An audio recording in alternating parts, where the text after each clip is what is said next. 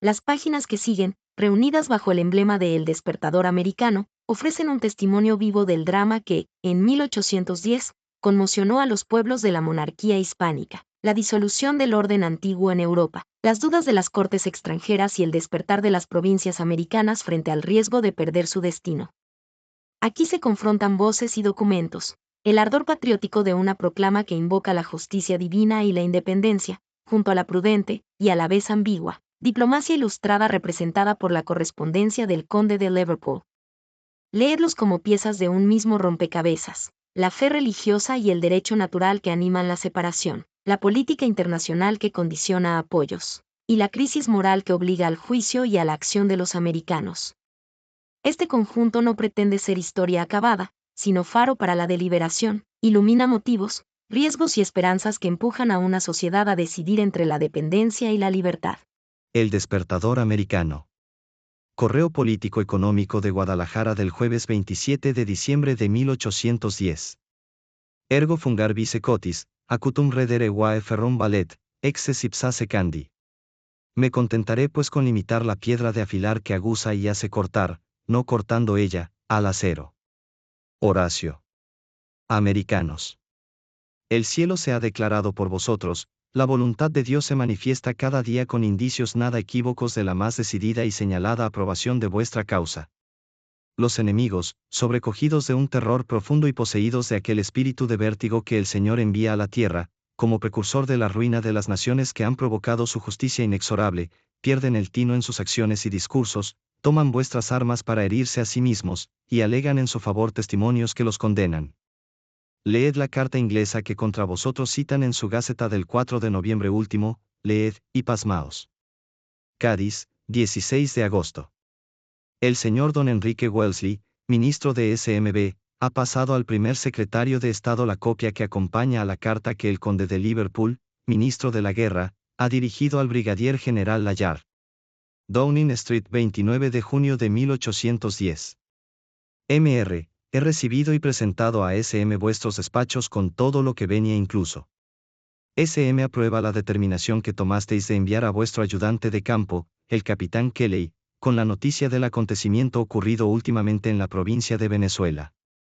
Juzgo de la mayor importancia que el capitán Kelly vuelva cuanto antes le sea posible a Curazao, y que estéis enterado de la conducta que por disposición y en nombre de SM deberéis observar en virtud de las circunstancias expresadas en vuestra carta.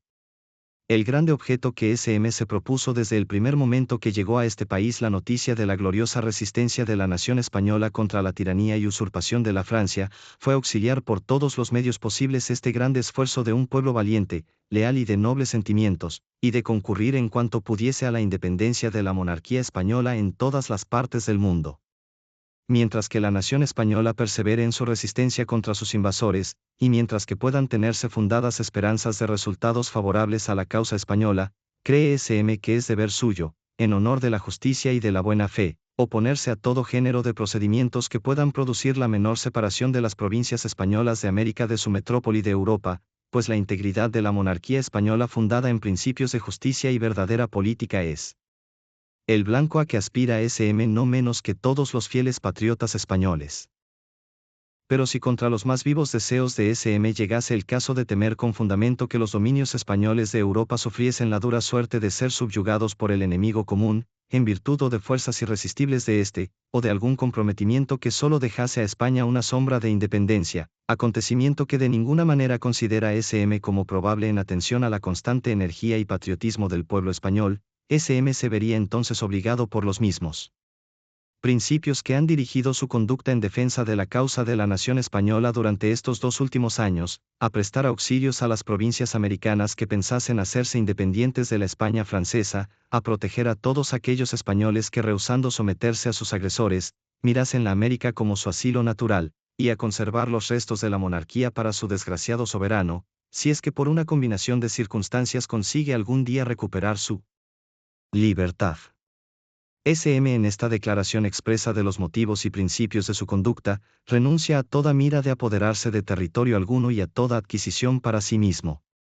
SM observa con satisfacción por los papeles que han llegado a sus manos, que el proceder de Caracas parece haberse originado únicamente de la creencia de que la causa española estaba ya perdida y desesperada a consecuencia de los progresos de los ejércitos franceses en el mediodía de España y de la disolución de la Suprema Junta.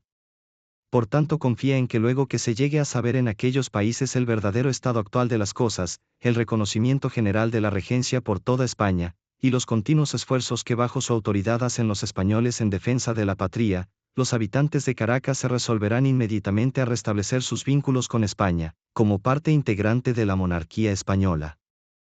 SM tiene tanto más motivo de formar esta esperanzas, cuanto la regencia, establecida en Cádiz, parece haber adoptado respecto de los dominios de América, los mismos principios generosos y sabios que los adoptados anteriormente por la Junta Suprema, de establecer las relaciones entre todas las partes de la monarquía española sobre el pie más liberal, mirando a las provincias de América como partes integrantes del imperio, y admitiendo a sus naturales a tener parte en las cortes del reino. Espera SM que la misma generosa e ilustrada política que ha dictado estas disposiciones, moverá al gobierno de España a arreglar la comunicación de las provincias americanas con otras partes del mundo sobre bases que puedan contribuir al aumento de la prosperidad, y al mismo tiempo acrecentar todas las ventajas que del estado presente puedan justamente esperarse. SM cree que esta exposición de sus sentimientos os pondrá en estado de arreglar, sin dificultad ninguna, vuestra conducta en cualquier clase de comunicación que os hallaseis precisado a tener con las provincias contiguas de la parte meridional de América, y habiendo determinado SM comunicar al gobierno de España una copia de esta carta, jamás se podrá oponer ni objetar nada en orden al uso que hicieseis de estos sentimientos, que las circunstancias os parecerá haber exigido. Tengo el honor etc. igual ha firmado, Liverpool.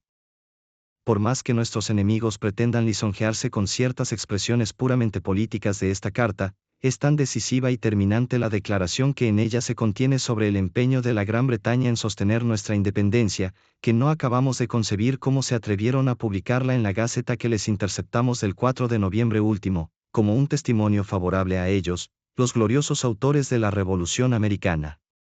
Los invictos caraqueños, esos criollos valientes y esforzados que Dios nos ha puesto por modelos, sacudieron el yugo de la sujeción desde el día 19 de abril de este mismo año y se mantienen libres e independientes hasta la fecha, sin haber experimentado el más ligero prejuicio de parte de Inglaterra. El gabinete de aquella nación ilustrada, con arreglo a sus principios, continúe enhorabuena fomentando las partidas de guerrilla, para no dejar gustar en paz a José del fruto de su usurpación, pero ningún inteligente se persuadirá jamás, de que una de estas partidas sea capaz de reconquistar una provincia, rendir una plaza fuerte, o mantenerse siquiera por mucho tiempo en un mismo lugar, sea cual fuese. Así que, nos vemos en el triste y sensible estrecho de declarar por decidida, la suerte de la Madre España, que según el teatro actual que presenta Europa a los observadores más dormidos, no sacudirá el yugo de sus injustos invasores y que, avaluadas todas las probabilidades, no se restaurará jamás a su antiguo esplendor, y que quedará reducida, oh dolorosa humillación, al estado precario de una mera colonia de Francia. Esperamos que los mismos europeos, que sin esperanza racional de buen éxito, nos persiguen actualmente con el más horrible encarnizamiento, harán esta misma confesión, abandonando para siempre el lenguaje hipócrita y falaz con que hasta aquí han tratado de embaucar a nuestro pueblo. Por tanto, para precaver los incalculables males que nos amenazan, para no exponernos al dolor de ver extinguido entre nosotros el instituto monacal, proscrito por José en toda España, para no escuchar con una compasión estéril los gemidos de las esposas de Jesucristo, arrojadas de sus claustros y vueltas al siglo que abjuraron, para conservar en la Iglesia americana los órdenes religiosos que la sirvan, como siempre lo han hecho, de apoyo y ornamento, para evitar una esclavitud, cuya idea sola nos hace entrar en las convulsiones del furor, para consolar a las naciones que arrastran la cadena del cautiverio y poner una barrera al monstruo de tiranía, que parece va a devorar toda la tierra, nos creemos autorizados por el Ser Supremo, de quien recibimos los mismos derechos naturales que los demás hombres, para aspirar abiertamente a la independencia, como el único recurso de mantener pura e ilesa la fe católica que traemos heredada de nuestros abuelos más remotos.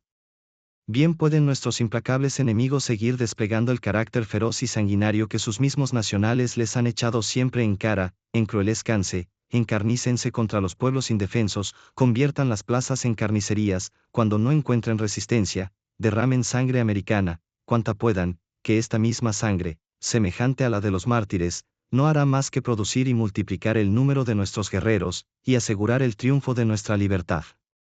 protestamos solemnemente a la faz de todas las naciones, declaramos en presencia del cielo y la tierra y juramos, por lo más sagrado que la religión y la naturaleza abrigan en su seno, que no dejaremos las armas de la mano hasta conseguir nuestras justísimas pretensiones.